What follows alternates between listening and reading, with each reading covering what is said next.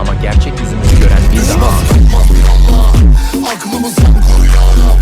Hep dolu gezdim mahallemde sanma. Geçecek bir gün elbet bu yaşlar. Sen bize sabır ver Allah'ım. Hepsinin abisi mafya. Geçeriz bir gün elbet bu candan. Vallahi taş taş üstlerinde kalmaz. Madem öyle çekinme söyle. Sen anlamasan da bu bizde böyle. Gözüm korkmaz gördüğümden oğlum, gidiyorum her zaman aynı yönde devam. Dur ne zannettin, seni ben değil Allah affetsin mal. Tamam sensin özelsin, zora gelmeyen kendine gelsin. Vay vay vay vay vay seni lale lale. Düştük ne hale hale. Başa bin bela geldi geldi, sen gelmedin halen halen.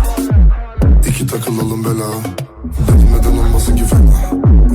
İki takıldık fena, geldi buldu bizi bela. Düşmez olmaz bir Allah.